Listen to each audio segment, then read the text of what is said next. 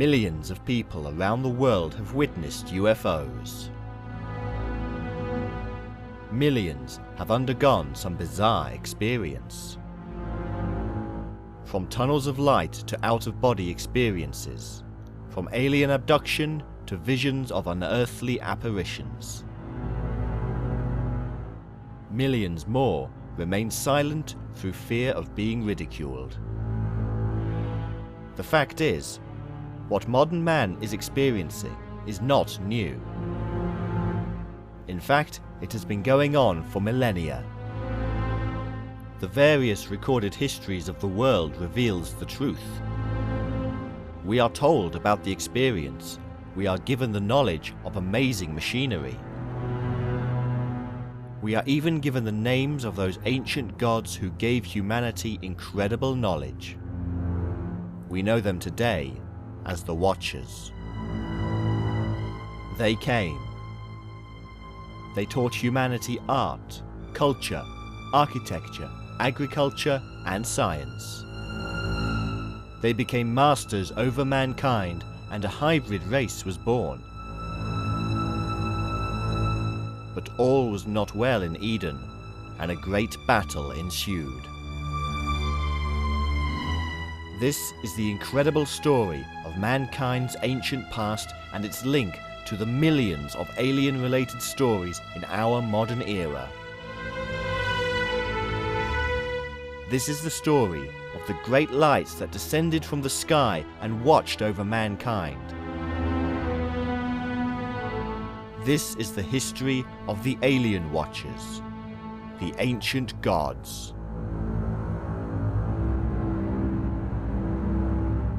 They are the sons of God, the Irim in Hebrew. They are governed by the biblical Elohim, which means the shining ones, the great lights from the sky. Zechariah Sitchin, in his book The Stairway to Heaven, stated, "The Akkadians called their predecessors Shumerians and spoke of the land of Shumer. It was in fact the biblical land of Shinar. It was the land whose name literally meant the land of the Watchers. It was indeed the Egyptian Tar-Neta, land of the Watchers, the land from which gods had come to Egypt."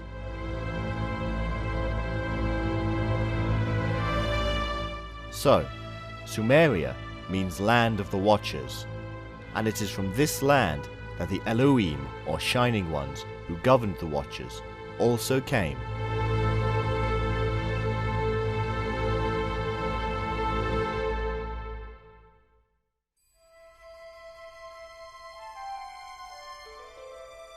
In The Origin of Consciousness in the Breakdown of the Bicameral Mind, Julian Jaynes tells us something interesting about these governing gods.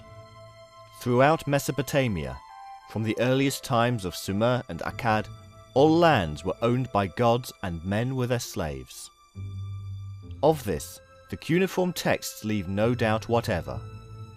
Each city-state had its principal god, and the king was described in the very earliest documents that we have as the tenant farmer of the god.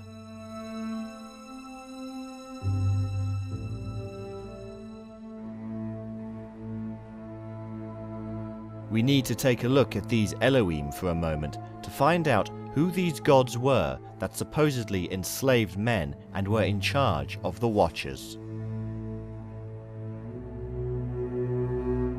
Elohim is the term used in the Old Testament for the Lord.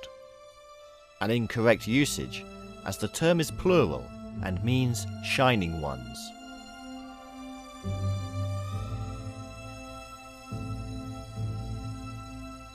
We can see this plurality in the text from Genesis 1:26. "And God said, Let us make man in our image, after our likeness." And again in Genesis 6:2, "The sons of God saw the daughters of men that they were fair." This term, sons of God, is literally sons of gods, and comes from Ben Ha-Elohim, sons of the Shining Ones. These were the sons of those shining lights that descended to earth. The Sumerian word El means simply bright or shining. The Old Irish Eilil means shining. Old Cornish El means shining.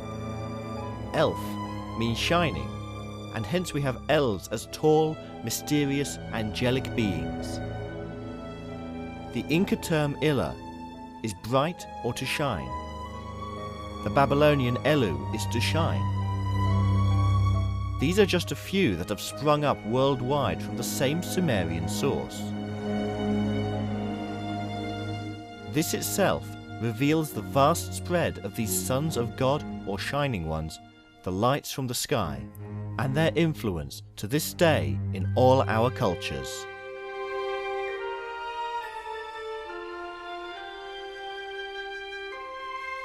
Baal, the deity often spoken of as the Lord in the Bible, is also seen as a shining one in the Old Testament and is called the Owner. At that time, there were many owners or shining ones.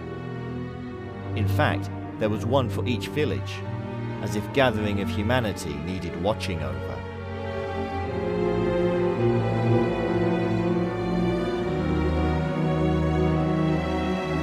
To the Hebrews, the Elohim were nature divinities from ancient Sumerian times. According to General Albert Pike, the famous Masonic historian, in his work Morals and Dogma, the Elohim were the host of heaven ascending and descending to pass messages to and from God.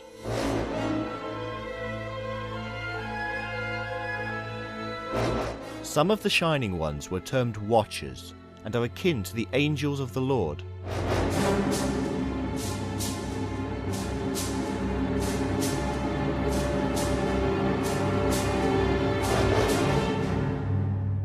Yahweh Elohim means simply leader of the shining ones. The great God of Christianity, Judaism and Islam is in fact the leader of the lights that descended from the sky.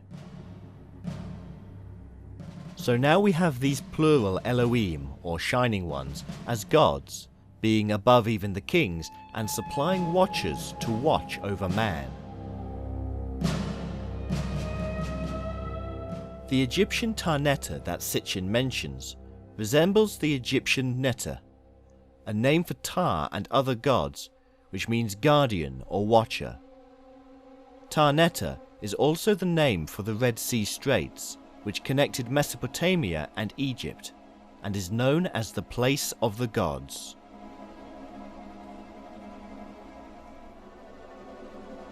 These watchers were also known as Urshu, and were classed as being less divine than the gods.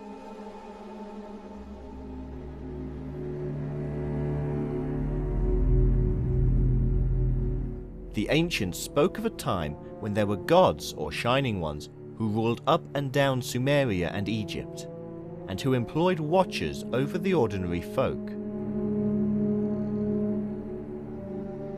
In the same way a pharaoh of Egypt was a god on earth, so too priests of the Elohim were the shining lights on earth.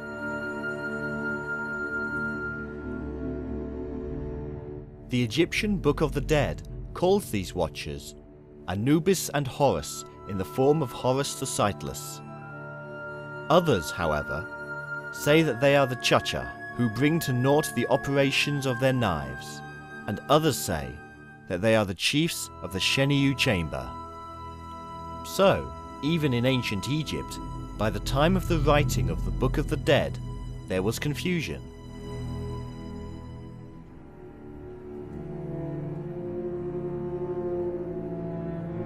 They had to come to Egypt, the Egyptians wrote, from Tar-Ur, the far or foreign land, whose name Ur meant oldest, but could also have been the actual place name, a place well known from Mesopotamian and biblical records, the ancient city of Ur.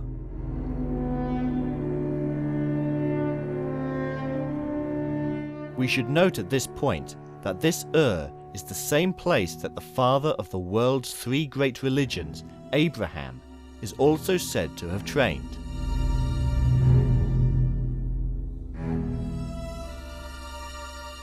He was trained by the Shining Ones, the Watchers, the great lights from the sky.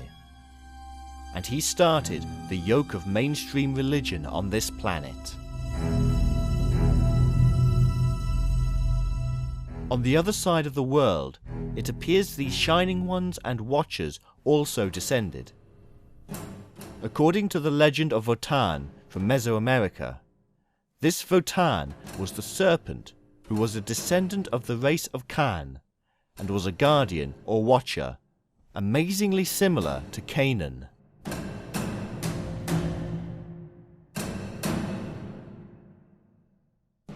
These Canaanites are implicated in many places revolving around the Shining Ones and the original Serpent priests. From this time onwards, Serpent worship spread across the globe, and we have to wonder why.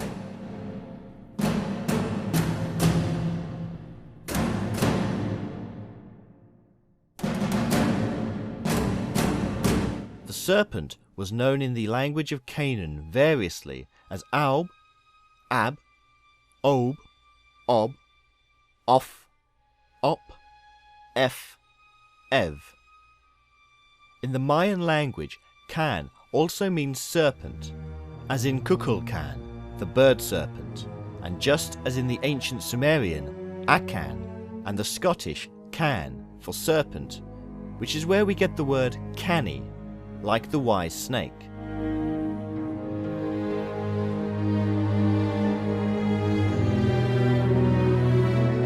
Vulcan, the Roman god of fire, comes from the Babylonian Can for serpent and Vul for fire, showing an etymological link across thousands of miles and oceans, and meaning, therefore, that Vulcan is the shining serpent.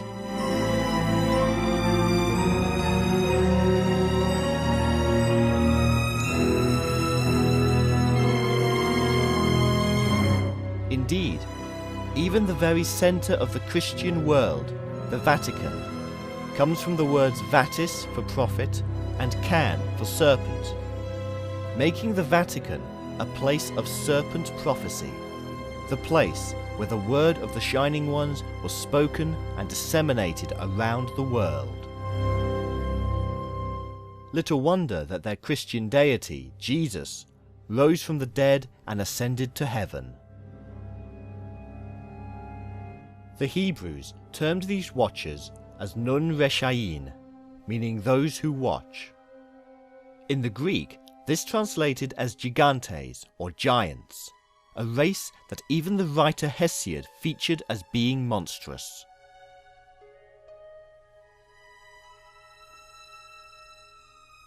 Now we can understand the role of the giants seen across the world of folklore as the presence of the Watchers.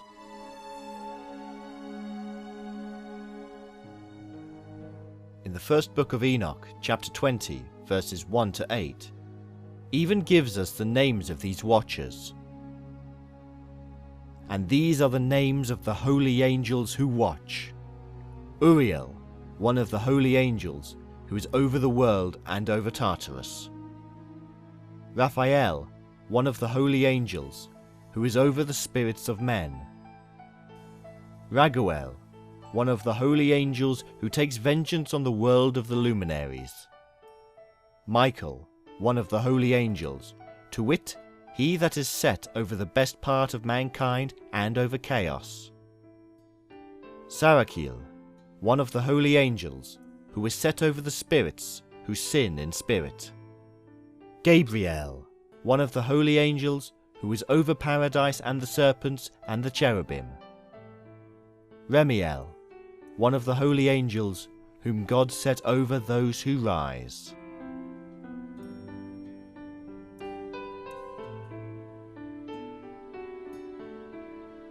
Note that Gabriel, the messenger who told of the birth of Jesus and who passed on wisdom to Muhammad, is in charge of the serpents. Remiel is over those who rise, those seeking enlightenment.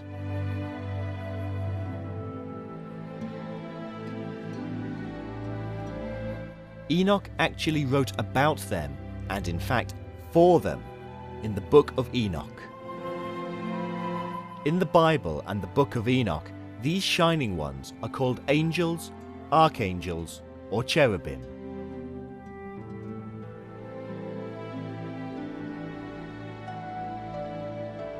Unless the literature is purely apocryphal, we find that in the Bible, the angel figures are simply earthly men. The word angel means messenger. In Cornish, as in the Semite languages, the word El means angel and the shining one.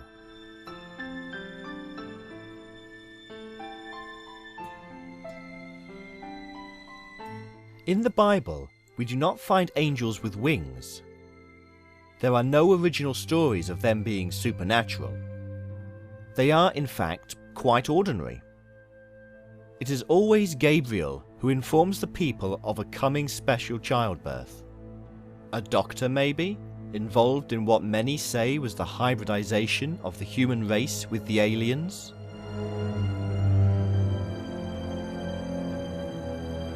Michael is the warrior and protector, accompanied by angels wielding fiery swords. Each and every one of them has their own specific duty. People with titles, angelic titles, as messengers and ambassadors of the Shining Ones. The title cherubim means exiles, and could be an indication of the origins of these angels, exiled from their own homeland or even planet.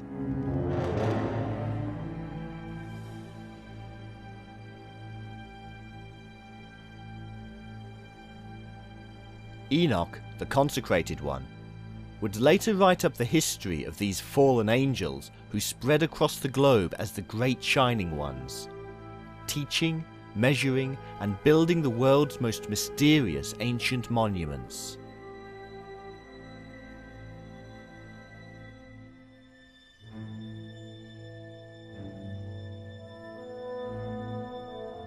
Of course, we must not forget the seraphim of Numbers 21:6 and elsewhere. These mystical beings have hands, a face, legs, and great powers from God, because they are in the light. They have symbolic wings, meaning they could fly. Their name means shining ones or fiery serpents. They are enlightened beings. Mystical Jewish literature tells us that the angels can fly, tell the future, shapeshift, speak Hebrew, and are emanations of the divine shining light. In the Old Testament, God is indistinguishable from the angel or messenger known as Yahweh. He looks the same and acts as his representative. There is no difference here from Babylonian and Egyptian records. In fact, the stories are similar across the world. In the New Testament, the angels actually take part in the judgment at the end times. Is this an indication that one day they shall return? When they do, it appears they will judge mankind. Looks like we failed. We are also told about the Nephilim, or Watchers. These are the angels who seem to have been the military arm of the Shining Ones, and those who were initially employed to guard the Garden of Eden, but then began to mix with the indigenous peoples of the area.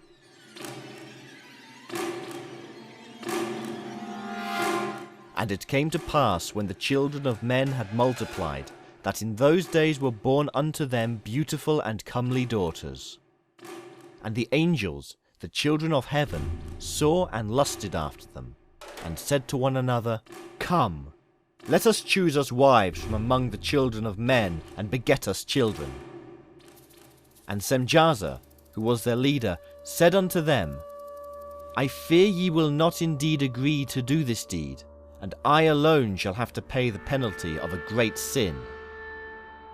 And they all answered him and said, let us all swear an oath, and all bind ourselves by mutual imprecations not to abandon this plan, but to do this thing. Then swear they all together, and bound themselves by mutual imprecations upon it. Book of Enoch, chapter 6, verses 1 to 6. From this union, a hybrid race was produced, a race of giants. And all the others together with them took unto themselves wives, and each chose for himself one. And they began to go in unto them, and to defile themselves with them, and they taught them charms and enchantments, and the cutting of roots, and made them acquainted with plants. And they became pregnant, and they bare great giants, whose height was 3,000 ells, who consumed all the acquisitions of men. And when men could no longer sustain them, the giants turned against them and devoured mankind. And they began to sin against birds and beasts and reptiles and fish, and to devour one another's flesh and drink the blood. Then the earth laid accusation against the lawless ones. Book of Enoch, chapter 7, verses 1 to 6. And then Michael, Uriel, Raphael, and Gabriel looked down from heaven and saw much blood being shed upon the earth, and all lawlessness being wrought upon the earth. Book of Enoch, chapter 9, verses 1 and 2. These insurgents also passed on knowledge and taught them combat and how to make weapons.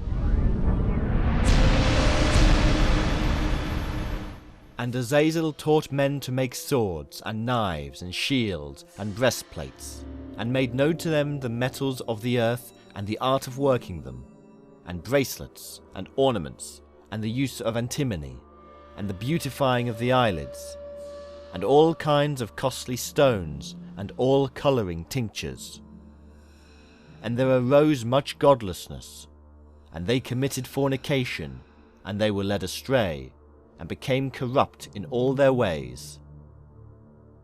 Semjaza taught enchantments and root cuttings. Amaras the resolving of enchantments. Barakijal taught astrology, Kokabel the constellations, Ezekiel the knowledge of the clouds, Arakil the signs of the earth, Shamshiel the signs of the sun, and Sariel the course of the moon. And as men perished, they cried, and their cry went up to heaven. Book of Enoch, chapter 8, verses 1 and 2. All this was seen as a violation against the laws laid down by the Shining Ones, who were possessive in their knowledge. Thou seest what Azazel hath done, who hath taught all unrighteousness on earth, and revealed the eternal secrets which were preserved in heaven, which men were striving to learn. And Semjaza, to whom thou hast given authority to bear rule over his associates. And they have gone to the daughters of men upon the earth, and have slept with the women, and have defiled themselves, and revealed to them all kinds of sin. And the women have borne giants, and the whole earth has thereby been filled with blood and unrighteousness. Book of Enoch, chapter 9, verses 6 to 10.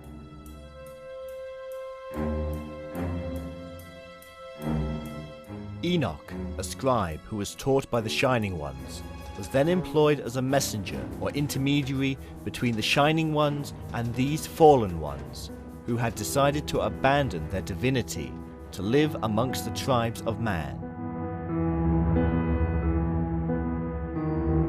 Enoch was then sent to tell the insurgents that a severe sentence had been passed on them, and that they were soon to be punished. In brief, the punishment sent is the flood. It is as if the Shining Ones wanted to wash away the sins of the earth that had been created by their own kind, the fallen ones. In the Testament of Amram, we have a remarkable insight into the aspect of these shining watchers. I asked them, "Who are you, that you are thus empowered over me?" They answered me, "We have been empowered and rule over all mankind." They said to me, "Which of us do you choose to rule you?" I raised my eyes and looked. One of them was terrifying in his appearance, like a serpent, his cloak many-coloured yet very dark. And I looked again, and in his appearance, his visage that like a viper,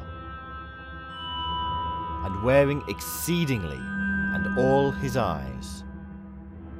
I replied to him, "This watcher, so is he?" He answered me, "This watcher, and his 3 names are Belial, and Prince of Darkness, and King of Evil." So the watchers looked like the serpent and had many eyes. Not something of this earth? The Mosaic Book of Jubilees was originally called the Apocalypse of Moses, as it was supposedly written by Moses while on Mount Sinai and dictated by a watcher or angel. This book was intended as a history of the days of old and reveals the purpose of the watchers. For in his days the angels of the Lord descended upon the earth, those who are named watchers, that they should instruct the children of men, that they should do judgment and uprightness upon the earth.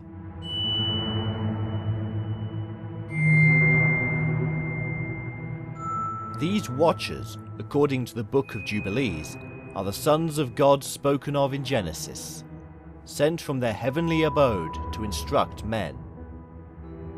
What seems to have occurred is that they fell from grace by mating with the daughters of men and were thus outcast, giving us the fallen angels we are familiar with today.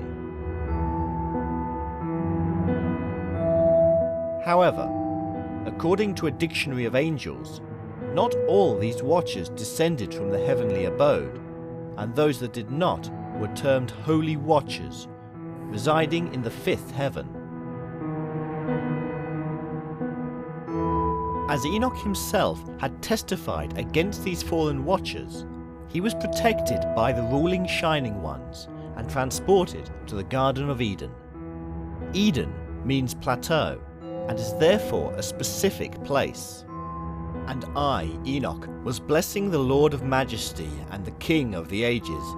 And lo, the watchers called me, Enoch the scribe, and said to me, "Enoch, thou scribe of righteousness, go, declare to the watchers of the heaven who have left the high heaven, the holy eternal place, and have defiled themselves with women, and have done as the children of the earth do, and have taken unto themselves wives.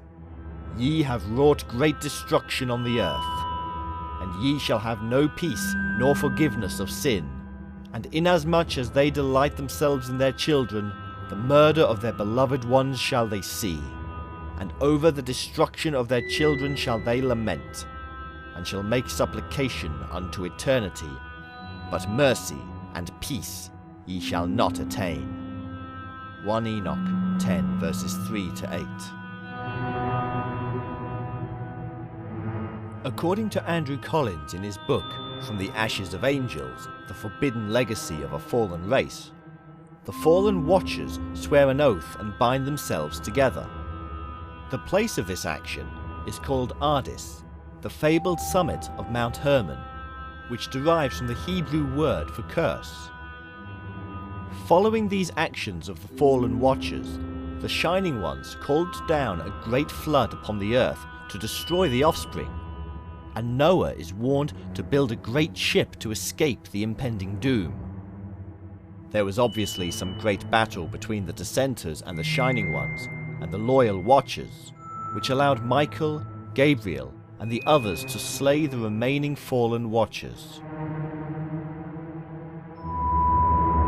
The flood is the symbolic idea of the later cleansing of the land and the restarting of the human race on track with the Shining One's ideals, a probable merging of a folk memory of some great catastrophe and the actual event.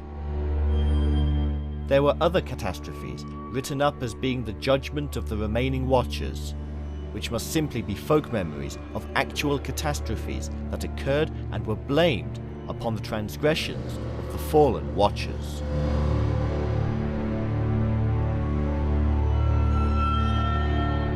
Indeed, even the spirits of these fallen Watchers are blamed for future evils, as Enoch points out.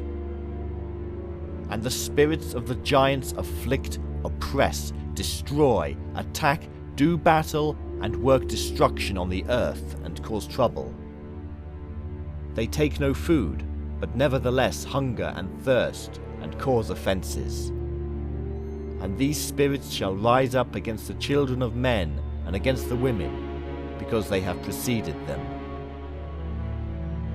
1 Enoch 12.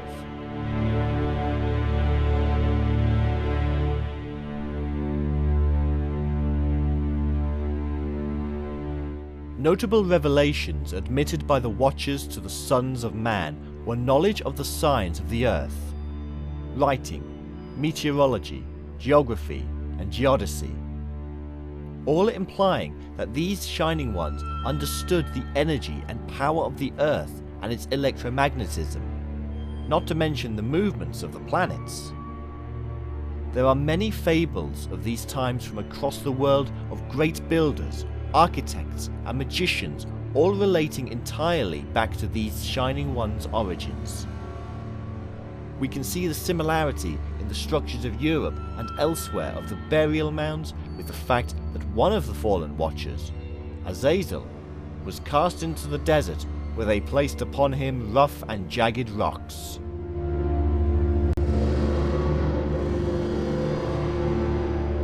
Much of this myth of the Watchers is found to be within the tales of wars and merging of peoples across the Middle East, between Canaanites, Egyptians, Sumerians, and even Asian civilizations. But the underlying current is a belief in the Shining Ones as leaders, with Watchers doing their bidding, evolving into God with his angelic beings.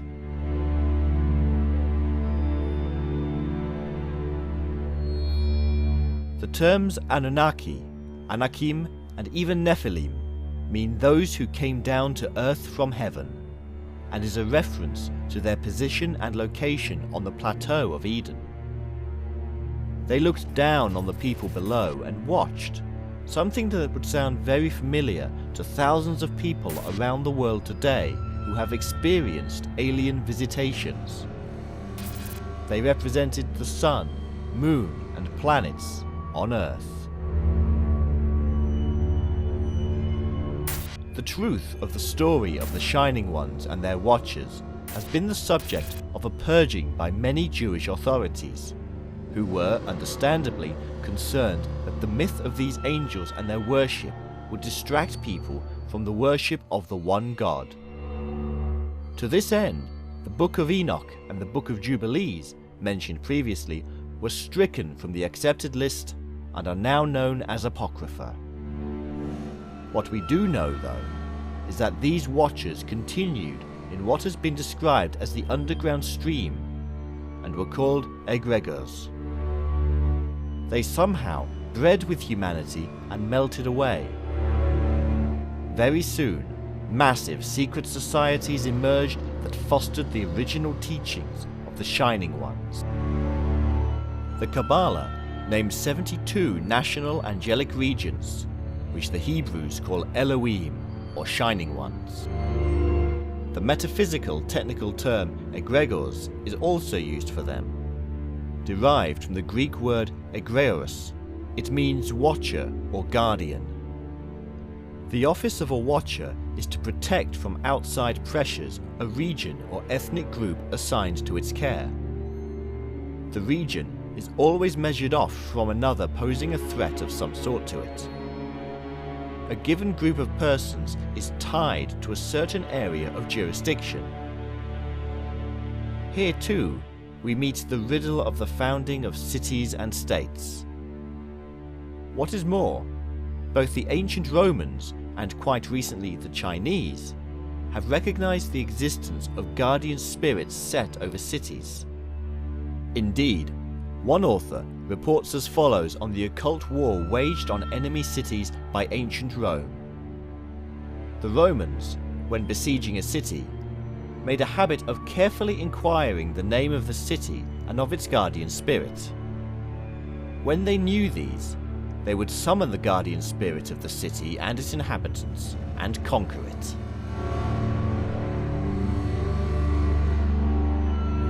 Egregor is Greek and means to rouse from sleep, be excited by passion, to be awake, or to watch. Incredibly etymologically linked to the Enlightenment experience of the awakening, or the place between awake and asleep. It is this very place, between awake and asleep, that the vast majority of alien abductions occur. The root of the word egregor appears to be the Syrian ear or and reverts to watcher, and is also related to the home of Abraham. Eliphas Levi, a 19th century magician and mystic, speaks of these egregors on numerous occasions, and even links them to the giants or watchers spoken of in the Book of Enoch, saying that they take shape and have appeared in the guise of giants. These are the egregors of the Book of Enoch, termed the celestial watchers or egregors by the ancients. Levi also calls these egregors the Anakim, shining ones, men of renown, the giants of the Bible, and that they are expressed in the myths of various cultures, just as we have been finding. It therefore appears that Levi knew of these egregors or watchers from the recently translated and widely available Book of Enoch. Levi was well known to have Rosicrucian tendencies, and this movement too was aware of the meaning of the word. In fact, they believed that the egregors were still in existence and were working in the background. Amazingly, the infamous book, the Necronomicon, tells us about a fabulous city of Irim. Irim of the Pillars is part of Arabian magical lore and was built by the jinn or angels, and were also watchtowers, the towers of the watchers. The pillars were built on the instructions of the lords of the tribe of Ad, which means eternity, who is referred to in Hebrew terms as the plural Nephilim, the giants or watchers of the Shining Ones, and referred to in the Book of Enoch as Irim. According to Arabian legend, this Irim is located in Rub al-Khali, which means the empty quarter or the void. The void could be a real barren location or a term for the space between. Is this a clue to the method of transportation? Archaeologists have identified the very spot of this infamous Irim as being the lost city of Ubar. One further link with Enoch to the mysteries of the modern alchemists, mystics and seers is seen in the 13th century texts of A. Bar Hebraeus, who spent many years investigating the ancient texts at the Library of Malaga and gives us this unique insight. The ancient Greeks say that Enoch is Hermes Trismegistus. The chronography of Bar Hebraeus, translated by E. W. Budge, 1932.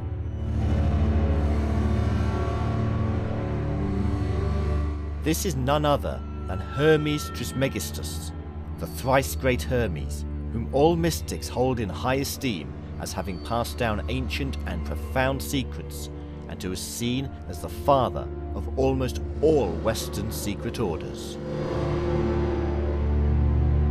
Whether or not the actual Shining Ones, Watchers or Egregor were actually physically around during this vast expanse of time is still the subject of debate. But what this does show is that the ancient influence of the Shining Ones was certainly still in existence. Even the Thesaurus Temporum, translated into Latin in the mid-17th century, gives us a chronology of events surrounding these egregors. In 1000 they descended, and by 1487 BC they had taken Enoch to paradise due to the descent of the fallen Watchers. A text from the 17th century that clearly states that the Watchers descended, remained on earth, and even took Enoch away again. It seems then that the extremely ancient concept and story of the Shining Ones was still very much alive and being propagated secretly by the mystics of the last few hundred years. These were part and parcel of their hidden secrets. The question arises, why did they feel the need to hide such secrets? Today, the egregor is seen in occult circles as an energy form, which according to the Martinist Order of the Knights of Christ, who claim to be the heirs of the Rosicrucians and others, say its goal is to set the human being free from the hold of the Prince of the World, and of achieving the mystical union of the self-aware personality with the individual profundity. Its members strive to have access to mastery by reuniting with the kingdom of the center, propitious with the descent of the Paraclete sent by Christ, in addition to the assistance rendered by the attachment, on the side of the initiator, with the egregory, protector of the secret chain. An apostolic succession of power, suggests John Michael Greer in Inside a Magical Lodge, is a basic function of the egregor. "Worship me," cries the egregora. "I am the Son of God. You are nothing but a worthless and sinful creature, damned from birth and destined to hell were it not for my sacrifice. And without me you will never reach heaven." The egregory is a group spirit that serves to remind the initiate of his or her goals. It informs and guides the individual, and it protects the living chain of brotherhood. The living chain of brotherhood is entered into when a session performs a rite of their own creation intended to protect and enhance the Temple of Set. The egregory protects the brotherhood by letting them know that their enemies are there. A symbolic representation of the egregory is used to maintain a link to the Prince of Darkness. Sir Osmond IV, Saturnian Principles. One of the peculiar archaeological evidences we have of ancient watchers are the round towers. What was being watched is a matter of some debate. It may have been the people, or it may have been the stars. Indeed, it is highly likely they were built for both, as well as for the search for aggressors. The Great Pyramid of Giza was seen as a gateway to the stars. In his paper, The Great Pyramid Texts, Gleason Harvey points out that in the pyramids of Saqqara, there are more than 3,000 columns of text from the 5th and 6th dynasties, which he believes holds the secret to the pyramid's use. These texts include incantations and magical formulae that used to be invoked in certain locations around the pyramid, but in the upper passage, chamber, gallery and shaft is an incredibly old, unmistakable megalithic glyph. This glyph or phrase translates remarkably into star door and tunnel opening gate. Because glyphs are sadly lacking from most pyramids, this information is a startling discovery. Egyptologists claim that the star is mythological and leave it at that. But could this really be the case? With all the information about ancient watchers having descended to Earth, we have to wonder. We already know that the Egyptians called Giza Rostau, which means gateway to the other world. What is this other world? If this were truly a gateway to another world, then how did it work? Back in the 1970s and 80s, a scientist named Joe Parr decided it was time to take a look at the Great Pyramid and pyramid shapes in general, and what he discovered is completely amazing. In his experiments, Joe set up an aligned pyramid north-south and east-west, with flat coils placed in the north and south. A blown 1 microfarad capacitor was sparked across the gap using a battery, resistor and chart recorder. This was to simulate the electromagnetic energy of the Earth passing over the pyramid. The scientists registered the changes on a daily basis, recording the state of an energy bubble that surrounded the pyramid. Strangely, the energy actually stopped all kinds of radiation, and the bubble showed attenuation to beta emitters, ion sources and magnetic sources when in the bubble. Feeding negative ions into the bubble actually intensified the energy.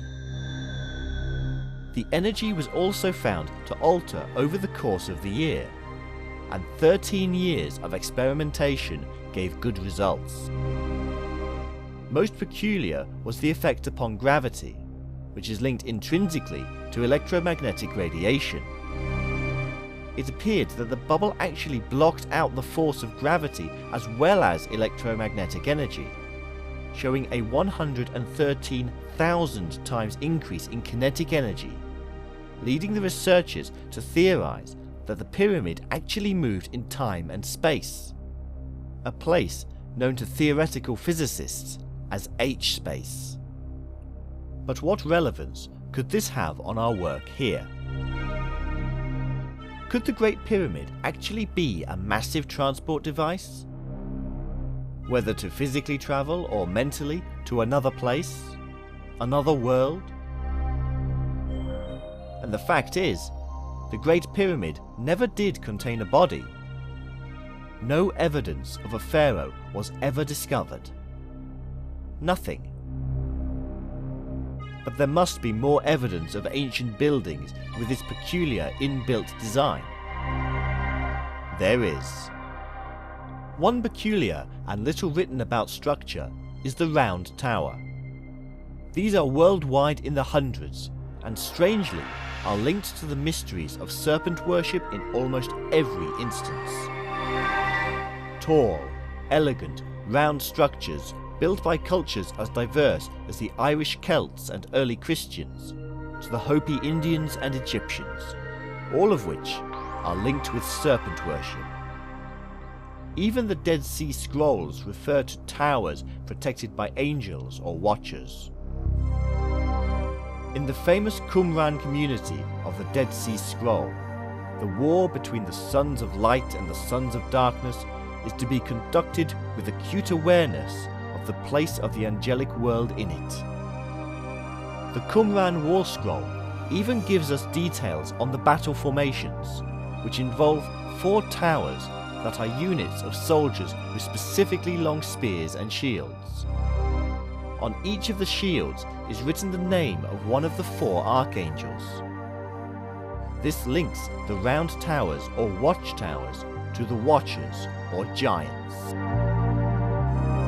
In Ireland, there are over 65 round towers, many more than 100 feet tall. And there are a great many legends of giants and watchers in Ireland. In fact, the ancient history of Ireland is awash with lords of light who descended upon the land, and nobody knows where from. Gradwell, writing in the 19th century, pointed out that St. Patrick and his followers almost invariably selected those sacred sites of paganism and built their wooden churches under the shadow of the round towers, then as mysterious and inscrutable as they are today. Some claim these structures were fire temples dedicated to sun worship, and it is easy to see why when we discover that sun worship is connected to serpent worship and the Enlightenment experience. Others claim them to be watchtowers, which would relate nicely to the ancient term for the serpent cult as watchers. In fact, Hargrave Jennings, author of Ophiolotreia, relates them to the obelisk, that ancient serpent-derived pillar to the heavens. The towers are also found close to rivers, streams, and holy wells. The water was the subterranean home of the serpent race, and was often seen as the entrance to the other world. But it is the association with water that seems to be important to such structures in terms of Earth electromagnetic energy. There may be an important link between round towers and the Phoenicians, who had similar structures dedicated to their rain and water deity Baal. There are thousands of these towers scattered across Sardinia, just north of the Phoenician capital of Carthage, dating to at least 2,000 years before Christ. There are also those who believe that these towers served as astronomical tools, similar to Stonehenge, and this may be the case also. The tower in Iran, called Radkan, which means serpent, is thought to be one of these, and like the European towers of a much later date, it has a conical cap. In the Naga or serpent homeland of India, the round tower became the stupa, and in China, the pagoda, both other forms of round tower. In Feng Shui, we get a glimpse of the real use of the towers. The pagoda, and indeed the stupa, are thought to trap negative energy or chi known as dragon or serpent energy, what we would call the negative ions. Remember that these negative ions in the Par pyramid experiments were thought to cause anti-gravity and anti-electromagnetic effects. The very tale of Lady Whitesnake is popular all over the world and is ultimately due to this electromagnetic energy. It is the Lady Whitesnake, or lunar snake, that is trapped in the pagoda for 1,000 years, trapping the massive energy of the Earth's magnetic field in a structure. Further round towers can be found as far away as Southern America, New Mexico, Colorado, Utah, Chichen Itza, Africa, and many more. All are related to the serpent energy and serpent cult, and many have the same astronomical alignments. Indeed, the Hopi snake tribe actually refer to them as snake houses. The Hopi god of death and the underworld is Masau, and he has to explain to the snake mother why her children cannot live in the house.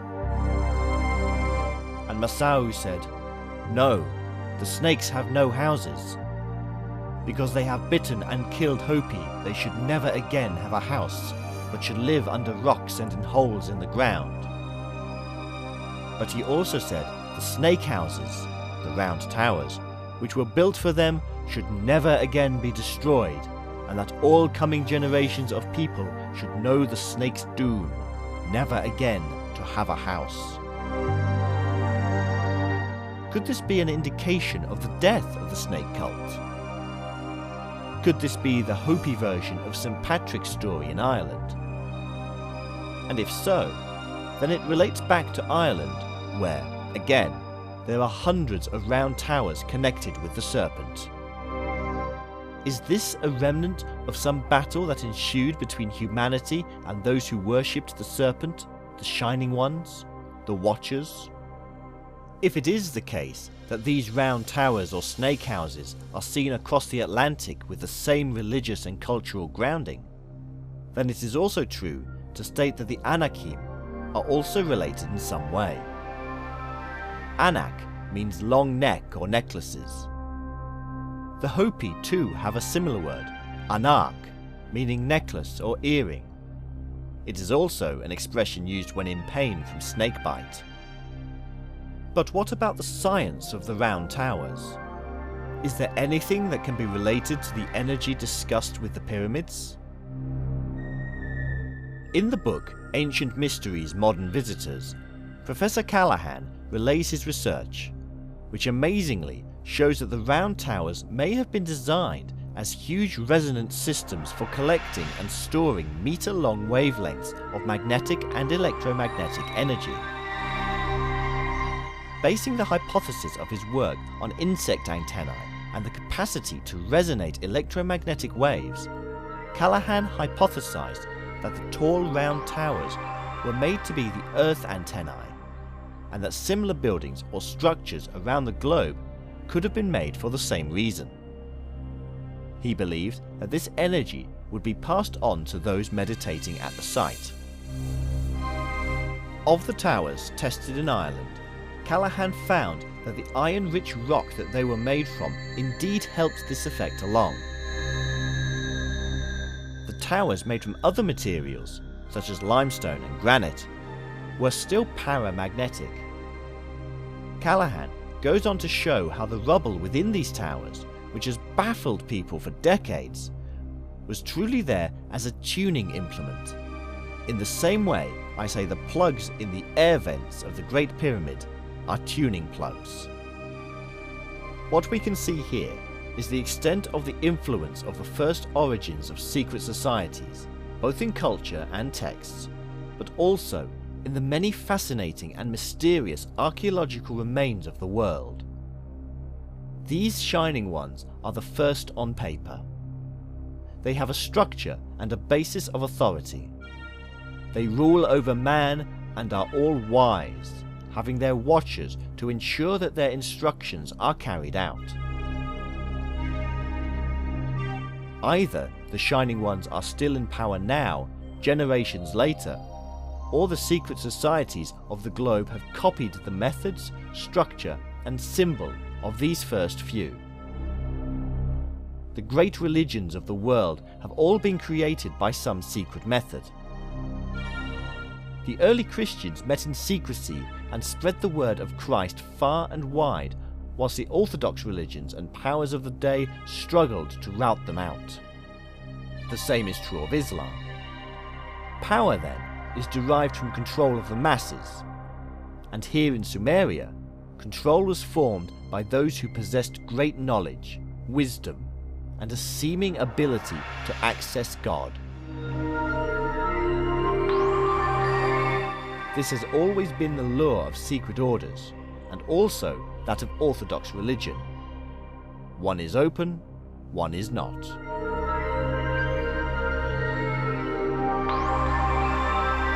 The texts and the archaeology reveal to us stories of strange-looking serpent-like humans that descended to Earth, took control of mankind, created civilization, instructed humanity, and even bred with them. We see glimpses of a catastrophe or battle and the ascent again of these beings back to their other world. But these hybrid men and women, formed from a union of alien stock and earthly humanity, remained. They would go on to become the kings and queens of society. Their bloodline was so special, so divine, that they could not breed again outside of their own, and their lineage had to be defended at all costs. The blood of aliens walks upon this earth to this day, and those behind the scenes of power know all too well.